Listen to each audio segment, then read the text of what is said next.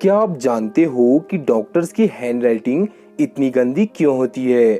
या फिर आपने अक्सर देखा होगा कि डॉग्स अचानक गाड़ी के पीछे दौड़ने लगते हैं, लेकिन आखिर वो ऐसा क्यों करते हैं?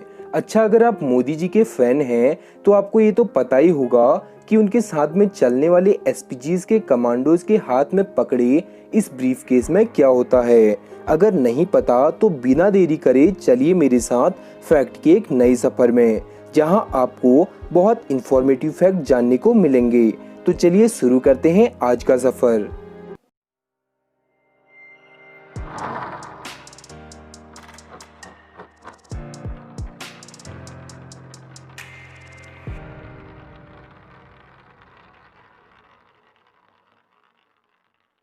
Fact number 10। दोस्तों, आपने गौर किया होगा कि जब भी आप किसी डॉक्टर से प्रिस्क्रिप्शन लेते हैं तो डॉक्टर्स की हैंडराइटिंग आपके पल्ले नहीं पड़ती, लेकिन केमिस्ट के पास वही पर्ची जब आप लेके जाते हो तो केमिस्ट झट से दवाई निकाल कर दे देते हैं। लेकिन क्या कभी आपने सोचा है कि डॉक्टर्स की राइटिंग इतनी गंदी क्यों होती है? या फिर क्या वो जानबूझकर ऐसा लिखते हैं कि हम मैंगो पीपल्स को कुछ समझ ही ना आए? नहीं दोस्तों, ऐसा नहीं है। डॉक्टर्स की ऐसी हैंडराइटिंग का कारण उनकी कई सालों की ट्रेनिंग होती है। डॉक्टर अपनी प्रैक्टिस के दौरान बहुत लिखते हैं, किसी भी और जॉब से बहुत ज़्यादा। पढ़ाई के दौरान उन्हें बहुत सारे पॉइंट जल्दी जल्दी नोट करने होते हैं, जिसके लिए वो शॉर्ट में ही ज़्यादा लिखते हैं।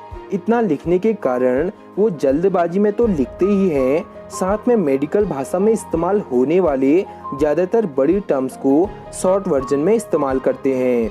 और इसलिए दोस्तों, हमें तो उनकी हैंडराइटिंग कीड़े मकोड़े की तरह लगती है, लेकिन दूसरे डॉक्टर या हमारे लोकल केमिस्ट उन टर्म्स का मतलब बखूबी जानते हैं, और इसी के चलते वो हमें सही दवाई दे पाते हैं।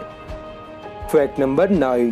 दोस्तों, मूवीज की शुरुआत में पर्दे पर दिखने वाले सर्टिफिकेट को हम सब ने देखा है, लेकिन क्या कभी आपने सोचा है कि इसमें इन साइंस का क्या मतलब है? किसी भी फिल्म को रिलीज होने से पहले सेंसर बोर्ड से यह सर्टिफिकेट लेना ही पड़ता है। ये सेंसर बोर्ड किसी भी फिल्म को रिलीज होने से पहले उसे देखकर यू, यूए, ए और एस जैसे सर्टिफिकेट देता है। अगर आप किसी फिल्म के सर्टिफिकेट पर यू देखें तो इसका मतलब है कि वह फिल्म हर वर्ग और उम्र के लोगों के लिए बनाई गई है। वहीं अगर आपको U/A नजर आए तो समझ जाएं कि यह फिल्म 12 साल से छोटे बच्चे भी देख सकते हैं, लेकिन माँ बाप की निगरानी में। अगर आप वहीं सिर्फ ए देखें तो समझ जाएं कि यह फिल्म सिर्फ 18 साल से ज़्यादा उम्र के लोगों के लिए बनी है और बच्चे इसे ना देखें। वहीं कुछ स्पेशल फिल्म के लिए एस सर्टिफिकेट भी इश्यू होता है, और ये फिल्म एक स्पेशल ग्रुप ऑफ पीपल के लिए बनी होती है, जैसे डॉक्टर्स और टेक्नीशियंस। अब मुझे यकीन है कि अगली बार किसी भी फिल्म को देखने से पहले आप उसके सर्टिफिकेट को ध्यान से देखेंगे। Fact number 8। दोस्तों, अक्सर हम देखते हैं कि कुत्ते अचानक गाड़ी के पीछे दौड़ने लगते हैं, लेकिन आखिर वो ऐसा क्यों करते हैं? दोस्तों, जैसा कि हम जानते हैं कि कुत्ते इलाकों में रहना पसंद करते हैं और अपने इलाके का निर्धारण वह टॉयलेट की गंध से करते हैं।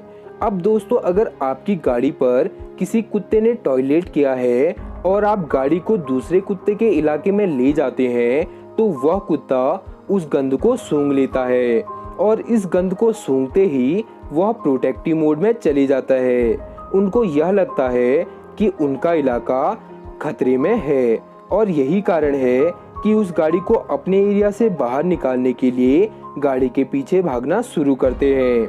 आपने गौर भी किया होगा कि कुत्ते हर गाड़ी के पीछे नहीं भागते, वह किसी पर्टिकुलर गाड़ी के पीछे अचानक से भागते हैं।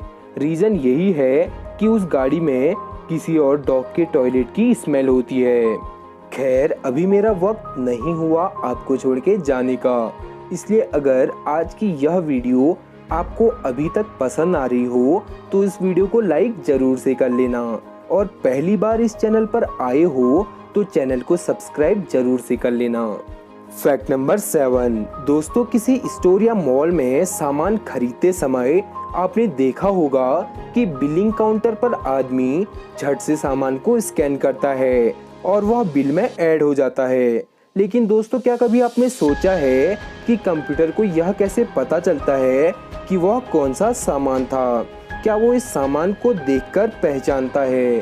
अगर आप जानते हैं तो अपने बाकी साथियों के लिए बता दूं कि मशीन उस सामान को देखकर नहीं बताती कि वह केचप है या सोप, बल्कि हर प्रोडक्ट पर छपे इस खास लाइंस वाले कोड को स्कैन करके किसी प्रोडक्ट को पहचानता है जो हर प्रोडक्ट पर यूनिक होता है। अब आप पूछोगे कि इसमें ऐसा क्या यूनिक होता है? यह बारकोड मशीन रीडेबल कोड्स होते हैं, नंबर और कुछ अलग अलग साइज की लाइंस का एक यूनिक कॉम्बिनेशन जो किसी कम्युनिटी पर प्रिंटेड होता है। इस बारकोड में प्रोडक्ट का price, weight, date of manufacturing, expiry और मैन्युफैक्चरर का नाम होता है। Fact number 6। दोस्तों, हम रोजमर्रा की जिंदगी में पेट्रोल और डीजल से चलने वाली कई गाड़ियां तो देखते हैं, लेकिन जब बात आती है बाइक्स की तो सभी बाइक्स पेट्रोल से ही चलती हैं। लेकिन क्या कभी आपने सोचा है कि डीजल से चलने वाली बाइक्स क्यों नहीं होती है? इसके कई कारण हैं, जिसमें सबसे बड़ा कारण यह है कि डीजल इंजन में पैदा होने वाला हाई प्रेशर। दरअसल डीजल इंजन पेट्रोल इंजन के मुताबिक कई ज़्यादा प्रेशर और पावर जनरेट करता है, जिसकी वजह से यह इंजन साइज में बल्की होते हैं। अगर इन्हें पेट्रोल इंजन की तरह हल्का बनाया जाए तो हाई प्रेशर की कंडीशन में यह किसी सिलेंडर की तरह फट सकते हैं। इसलिए आपको डीजल इंजन की कोई भी बाइक्स आपको सड़कों पर नहीं दिखती है। Fact number 5। दोस्तों, आप जानते होंगे कि रडार दुश्मन प्लेन के अपने इलाके में आने की सूचना ग्राउंड कंट्रोल को दे देता है।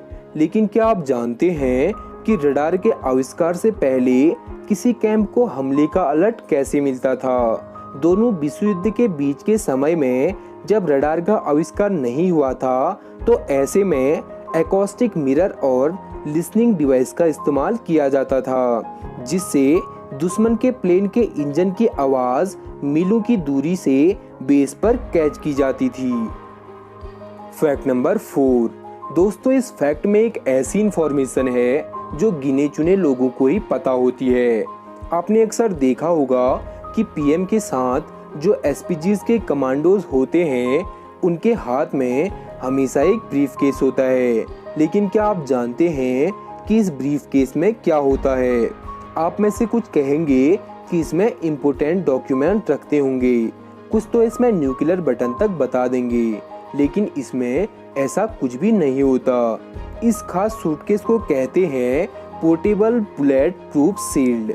मोदी जी के साथ जो कमांडोज आपको ब्रीफ केस लेके चलते दिखते हैं, असल में वह पोर्टेबल बुलेट प्रूफ शील्ड है, जिसे किसी आतंकी हमले के दौरान सुरक्षा के लिए खोला जा सके। इसको नीचे को झटका देने से यह पूरा खुल जाता है और कमांडोज इसे शील्ड से प्रधानमंत्री को सुरक्षित रखने के लिए एक घेरा बना देते हैं। इस केस के एक छोटे से कंपार्टमेंट में एक पिस्तौल भी होती है। Fact number 3। दोस्तों, बीमार होने पर हम अक्सर अपने आसपास की केमिस्ट शॉप पर चले जाते हैं और एंटीबायोटिक दवाइयाँ ले लेते हैं। लेकिन क्या आप जानते हैं कि इनमें से कुछ दवाइयाँ डॉक्टर के सलाह के बिना बेचना गैर कानूनी है और इन दवाइयों को बिना डॉक्टरी के खाने से हमें नुकसान भी हो सकते हैं। लेकिन एज ए नॉर्मल इंडिविजुअल हम ये कैसे पहचान कर सकते हैं कि हमें कौन सी दवाइयाँ बिना डॉक्टर की सलाह के नहीं खानी चाहिए? तो दोस्तों, आपके लिए बता दूं कि अगर आप अपनी एंटीबायोटिक दवाई के पत्ते पर RX का निशान या फिर एक सीधी रेड लाइन देखते हैं तो उसका सीधा मतलब यही होता है कि उसे बिना डॉक्टर की सलाह से बेचा नहीं जा सकता और न ही उसे डॉक्टर की सलाह के बिना खाना चाहिए। तो इन चीज़ों का ध्यान रखें और खुद डॉक्टर ना बने, बाकी आपकी मर्जी। Fact number 2।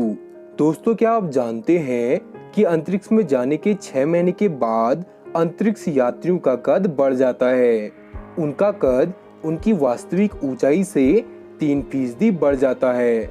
यह सब इसलिए होता है क्योंकि अंतरिक्ष में जाने के बाद उन पर अर्थ की ग्रेविटी का कोई भी प्रभाव नहीं पड़ता। लेकिन ऐसा हमेशा के लिए नहीं रहता। धरती में वापस आने के कुछ महीने के बाद ही उनका कद पहले की तरह सामान्य हो जाता है। फैक्ट नंबर 1, दोस्तों क्या आप जानते हैं कि इस दुनिया में एक ऐसा भी शख्स रहा है जिसे जहरीले सांपों ने 172 बार काटा है, फिर भी उसे कुछ नहीं हुआ। नहीं, मैं किसी साधु या खलीफा की बात नहीं कर रहा हूँ। मैं बात कर रहा हूँ स्नेकमैन के नाम से मशहूर अमेरिका के नागरिक बिल हास्ट की, जो फ्लोरिडा की एक सर्पेंटियम यानी वह जगह जहाँ सांप या दूसरे रेंगने वाले जीव की स्टडियाँ डिस्प्ले किए जाते हैं, वहाँ काम करते थे। लेकिन आपकी और हमारी तरह दिखने वाले इस आम से शख्स को सांपों से बहुत लगाव था। वो बचपन से ही सांपों के साथ खेलते और जहर निकालते आए हैं। इस जानलेवा खेल में और मजबूत बनने के लिए बिल हास्ट ने अपने शरीर में सांप के जहर की लिमिटिंग डोजेज देना शुरू कर दिया, जिसे धीरे धीरे उनके जहर के प्रति इम्यूनिटी बढ़ने लगी। और दोस्तों यकीन नहीं होता कि बिल हास्ट ने 172 स्नेक्स की बाइट्स को सरवाइव किया है। दुनिया में सबसे ज़्यादा स्नेक्स बाइट्स सरवाइव करने का world Guinness book of record भी बिल हास्ट के नाम ही है। वीडियो पसंद आई तो वीडियो को लाइक और चैनल को सब्सक्राइब जरूर से कर लेना, क्योंकि आपका ये प्यार मुझे इस फैक्ट्स की कड़ी को बरकरार रखने के लिए प्रोत्साहित करता है। तो आज का यह सफ़र यहीं समाप्त करते हैं। वीडियो पूरी देखने के लिए थैंक यू सो मच। मिलते हैं अगली वीडियो पर, तब तक के लिए बाय बाय।